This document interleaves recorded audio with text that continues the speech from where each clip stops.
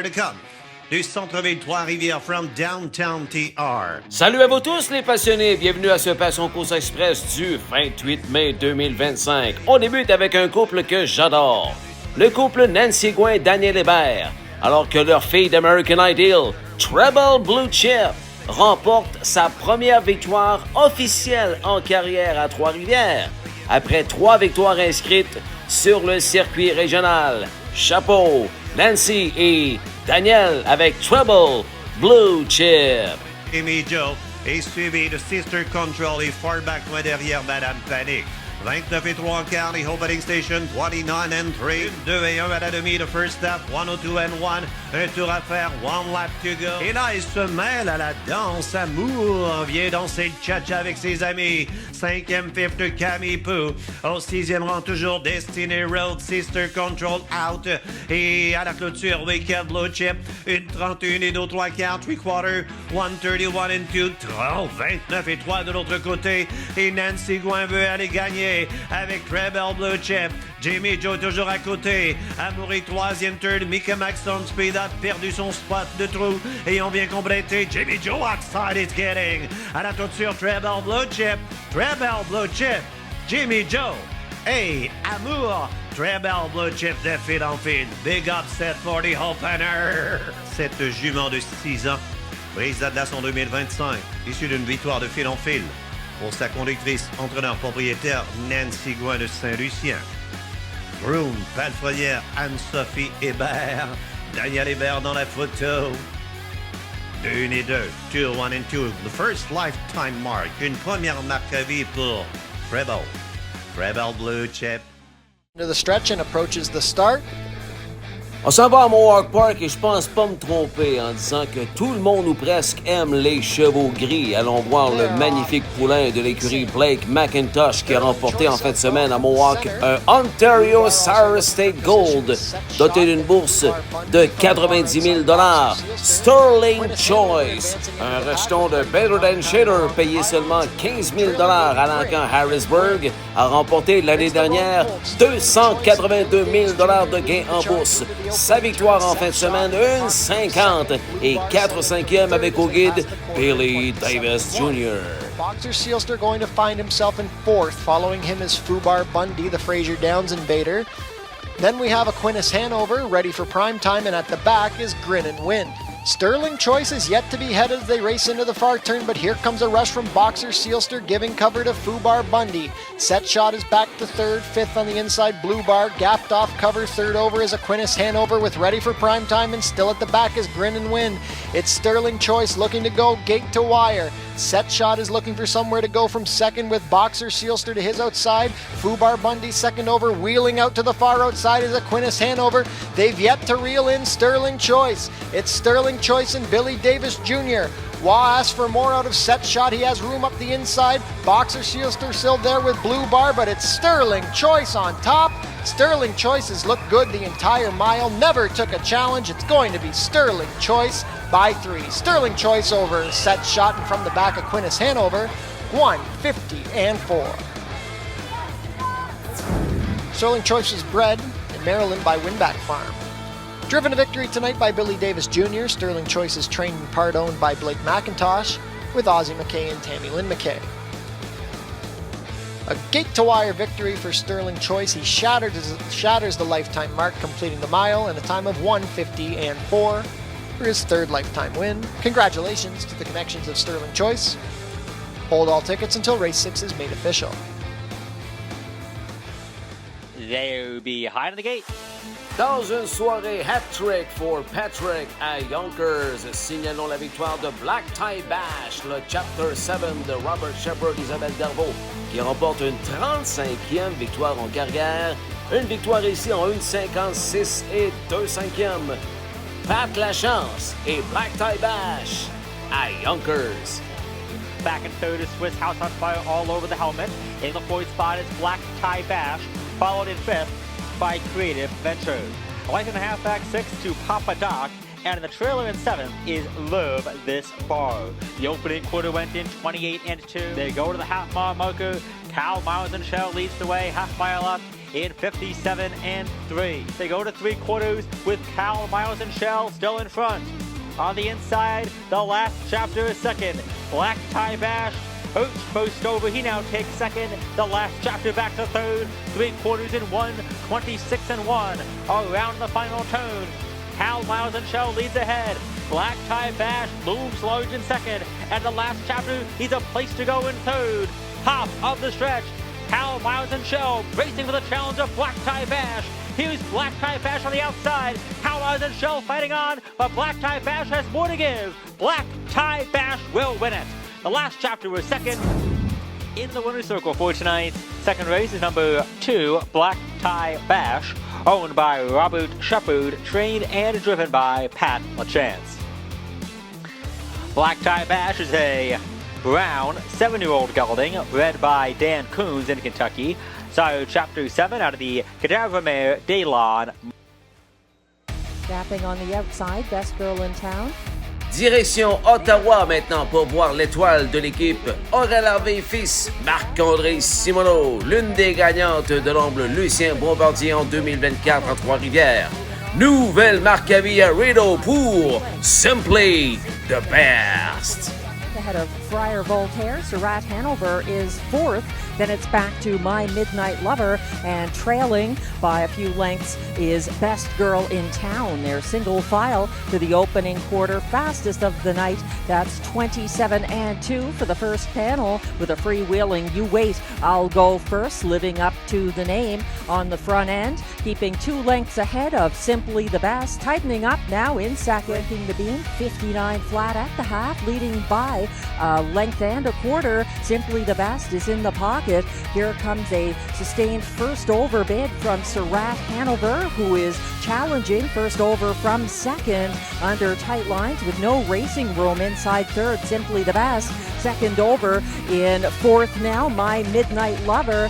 And then following from fifth along the pylons, that's Friar Voltaire. Third over from the back of the field, Best Girl in Town won 27-3 at 3 quarters. They are still led by You Wait, I'll Go First. Here comes the pocket move. Simply the Best has left the safety of the cones to challenge down the lane. Further back, My Midnight Lover is widest of all, not going to catch Simply the Best, who moves easily for a second driving win for Pascal Berube.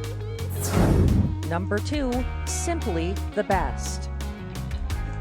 Simply the Best is a 3-year-old bay filly by All Bets Off out of Sault-Beauclair, owned by Aurel Harvey, fils Incorporé, Rivière-Malbaie, Quebec, bred by Lynn Bowen, London, Ontario, trained by Marc-André Simoneau, and driven by Pascal Berube. 156-2 was a new lifetime best. On retourne à Trois-Rivières. Je lève mon chapeau au sympathique vétéran entraîneur Yves Saint-Jacques avec son Frido PV. À son premier départ depuis septembre 2024, le rejeton de Muscle Mass par Justy PV a remporté la victoire avec Pascal Berube sur le Sulky. Frido PV en 1,59,1 à Trois-Rivières. Back in stride now, Morley flexible. Vers le quart d'ouverture, quick opening number for him. 29 secondes, 29 second even, Timonier et le commandant. Le poteau d'une demi-mille, Timonier est en tête. Timonier, mais voici Arrière Hercules getting ground outside. On franchit le demi-mille en 1 minute, 1 minute even. Frido PV s'en va à l'extérieur alors que Timonier et Arrière Hercule challenge. Vers le 3 quarts de mille, il s'appelle Arrière Hercule. Frido PV court après. Timonier parti du mauvais côté et Only for Justice vient de se mettre au travail. Une 28 3 quarts, 3 quarters, 128-3. Un troisième quart de mille en 28 3. Air Hercule l'aura dans la mémoire longtemps. Frido PV passe à la commande. New leader, Frido PV. Only for Justice est maintenant 2. Et Air Hercule est troisième third coming down to the wire avec Frido PV. Only for Justice outside. And Frido PV. And Only for Justice. Frido PV, Pascal B on top. Devant Only for Justice et Timonier. Quatrième pour Lorenzo in 59-1. 159-1. Issu d'une randonnée en 1,59-1. C'est une deuxième victoire pour Pascal Berube. Rideau PV, 159-1.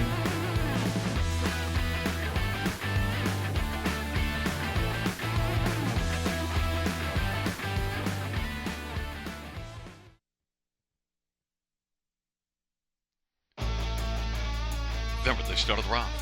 Dans une soirée de 4 victoires pour le conducteur Darrell Thiessen à Flamborough, signalons la victoire de la jument de François Morin de l'écurie Gérard Demers, Del Diggity, qui va d'une 34e victoire en carrière. Mais ce qu'il faut souligner, c'est la 1500e en carrière de l'écurie Gérard Demers. Chapeau à son associé et conjointe, Marie-Soleil Fontaine. 1500 Gérard Demers à Flamborough. Then it is All She Can by Maserati in place here. And Watch Me Dance is trailing 28. The opening quarter, Sake Bomb at 5-1's got the lead. And Watch Me Dance up at 57-2 halftime. They head on to three quarters. Sake Bomb is leading by about a length. And racing on the outside, Del Diggity. Third is Little Bear Cab. Racing fourth, Handbag of Cheesies. And then Nasty Reputation and my Maserati. Sake Bomb still has the lead. Del Diggity, 1-5 favorites, got work to do because Sake Bomb just keeps on driving in the lead. Sake Bomb, Del Diggity hasn't gone away though, is only about a neck back, and on the inside third, Little Bear Cat on down the stretch drive they come. Del Diggity digging now. Del Diggity, Diggity, Diggity, Diggity. It is Del Diggity to win. Then Sake Bomb and Little Bear Cab and Nasty Reputation, 154-4. Coming back in front, winner race down number 4, Del Diggity. 7-year-old So Surreal Bay Mare by Francois Morin, trained by Gerard Demers. 5th one of the year, 34th lifetime. The winning drive. 4th win of the evening for Darrell Thiessen. 4 on the night for Big D. Hobbles.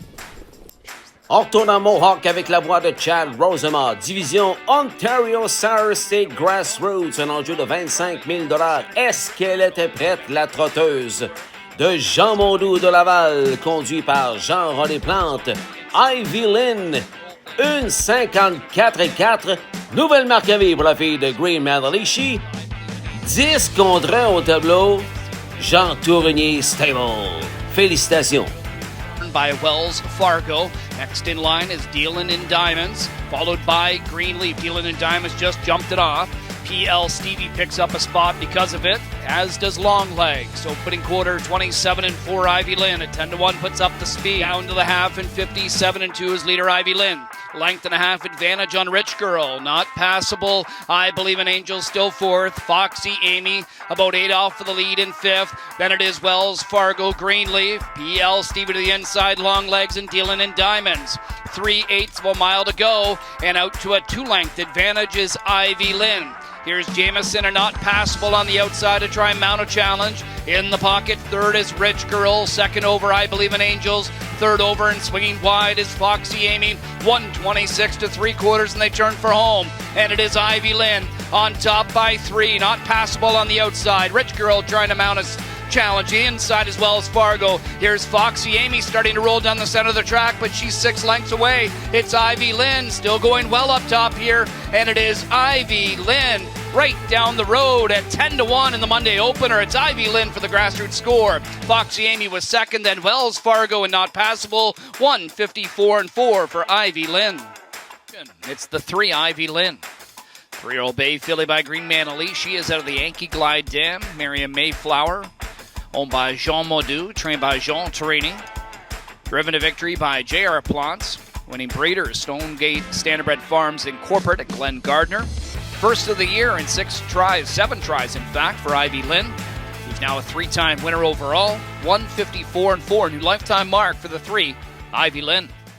Ne manquez pas dans quelques instants l'entrevue que j'ai préenregistrée mardi soir avec le photographe Mac Nolin. Très intéressant dans ses explications, dans son histoire. Un homme qui a publié un livre photo sur le paddock de Trois-Rivières. Ça s'intitule son livre « Autour du paddock ». Des explications extrêmement intéressantes de Mac Nolin, photographe, après la pause. Et ensuite, le Passion Course Express se poursuivra avec une deuxième partie après la pause. The London Classic Yearling Sale, Canada's premier standardbred auction, returns this October to the Western Fair District Agriplex. The nation's leading consigners choose the London Classic, offering hundreds of yearlings by many of the sport's leading sires, all under one roof at one of North America's best venues.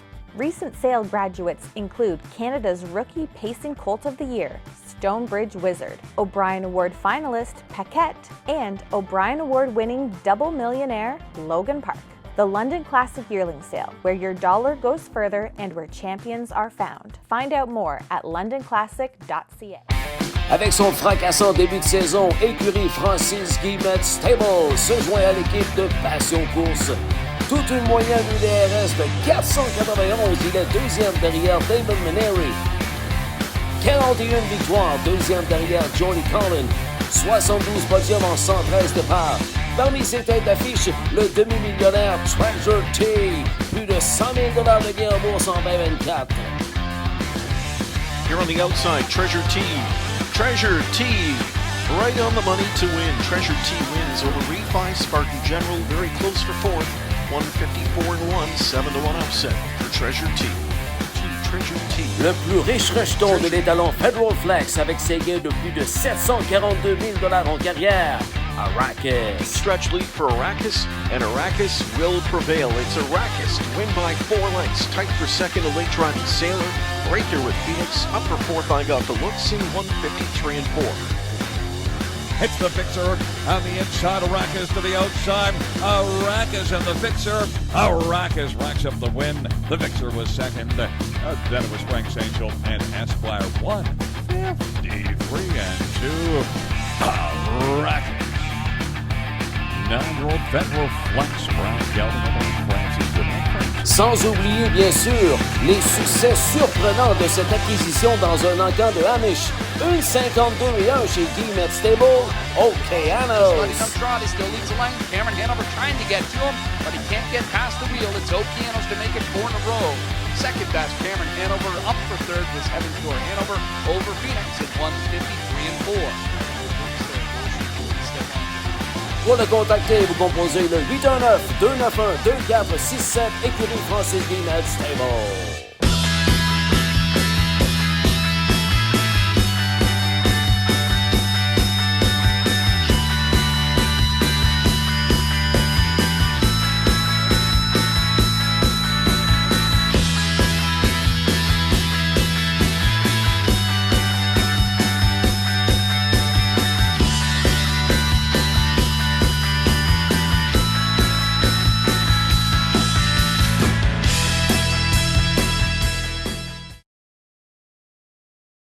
Merci d'être là à ton rendez-vous habituel du mercredi soir, les passionnés. Nous sommes ce soir en version, disons, spéciale.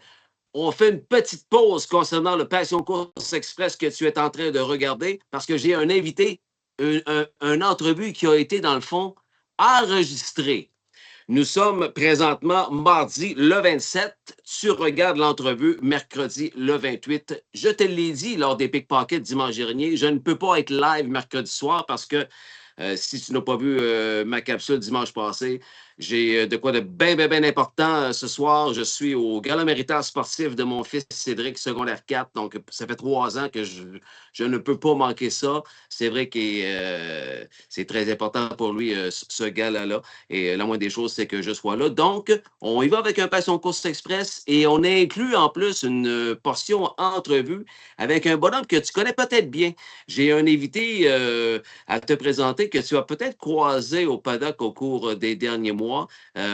C'est un photographe professionnel avec une 50aine d'années d'expérience. Marc Nolin est avec nous. Voilà, messieurs, Passion Course, bienvenue à ta première à Passion Course, Marc. Salut. Salut, Justin. Bien heureux. J'espère que tu vas bien. Ah, très bien.